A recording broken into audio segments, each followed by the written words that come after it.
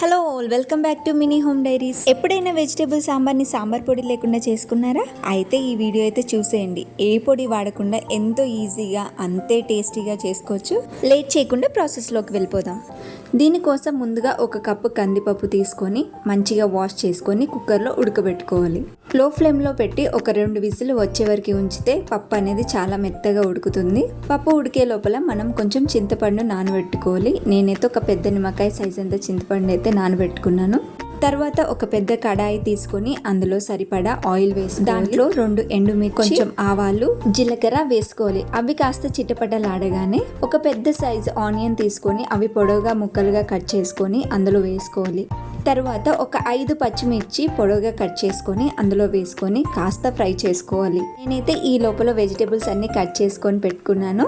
ఇప్పుడు ఇందులో కొంచెం కరివేపాకు వేసుకోవాలి. తర్వాత ఒక 1/2 స్పూన్ పసుపు వేసుకోవాలి. నేను ఇక్కడ ముందుగా మునక్కాయ ముక్కలు వేసుకొని కొంచెం ఫ్రై చేసుకున్నాను. ఇవి ఆయిల్లో ఫ్రై చేస్తే టేస్ట్ అనేది చాలా బాగుంటుంది. ఇవి కాస్త ఫ్రై అవ్వగానే ఒక 2 క్యారెట్ ముక్కలు ఇలా పొడవుగా కట్ చేసి పెట్టుకున్నవి వేసుకొని ఫ్రై చేసుకోవాలి. తర్వాత ఒక కప్పు సొరకాయ ముక్కలు, ఒక కప్పు ఆలుగడ్డ ముక్కలు, ఒక కప్పు పొడవుగా కట్ చేసి పెట్టుకున్న వంకాయ, అలాగే బెండకాయలు కూడా వేసుకొని మంచిగా ఫ్రై చేసుకోవాలి. ఒక 5 నిమిషాల పాటు వీటిని అయితే మంచిగా మగ్గించుకోవాలి.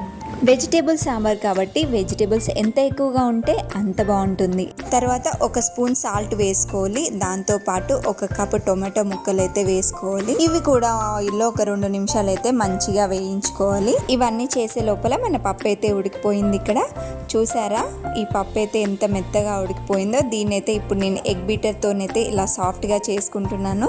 పప్పు మెత్తగా చేసుకుంటేనే సాంబార్కి మంచి కన్సిస్టెన్సీ వస్తుంది. తర్వాత ఒక ప్యాన్లో ఒక స్పూన్ మెంతులు, ఒక స్పూన్ జీలకర్ర వేయించుకొని పెట్టుకోవాలి. తర్వాత ఇక్కడ మన వెజిటేబుల్స్ అన్నీ మంచిగా ఫ్రై అయ్యి అందులో ఇప్పుడు నేను ఒక స్పూన్ అయితే కారం వేసుకున్నాను. ఆల్రెడీ పచ్చిమిర్చి వేసుకున్నాం కాబట్టి కారం అనేది ఒక స్పూన్ వేసుకుంటే సరిపోతుంది. తర్వాత చింతపండు రసం వేసుకోవాలి. తర్వాత చింతపండు రసాన్ని ఒక 2 నిమిషాలు మంచిగా ఉడికించుకోవాలి. ఆ తర్వాత ఇందులో ఒక 2 గ్లాసుల నీళ్ళు అయితే పోసుకోవాలి. ఇప్పుడు దీన్ని హై ఫ్లేమ్లో పెట్టుకొని ఒక 15 నిమిషాలు మంచిగా ఉడికించుకోవాలి. చింతపండు రసం అనేది ఎంత బాగా ఉడికితే సాంబార్కి అంత మంచి టేస్ట్ వస్తుంది. అది మాత్రం మర్చిపోకండి.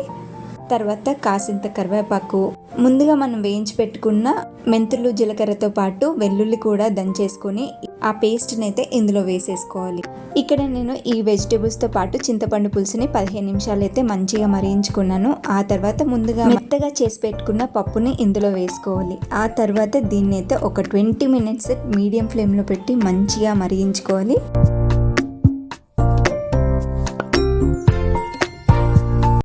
ఇక్కడ మన సాంబార్ అయితే చాలా మంచిగా ఉడికిపోయిందండి. నేను ముక్కలు కూడా చూసుకున్నా, చాలా బాగా ఉడికిపోయాయి. ఆల్మోస్ట్ మన వెజిటేబుల్ సాంబార్ అయితే రెడీ అయిపోయింది.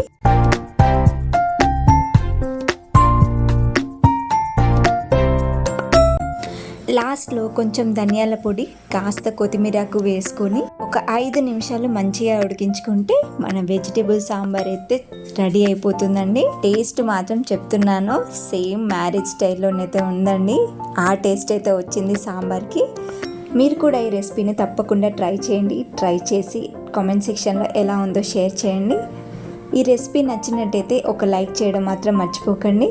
ఇలాంటి మరెన్నో వీడియోస్ కోసం నా ఛానల్ అయితే సబ్స్క్రైబ్ చేసుకోండి. మరో మంచి రెసిపీతో నెక్స్ట్ వీడియోలో కలుద్దాం.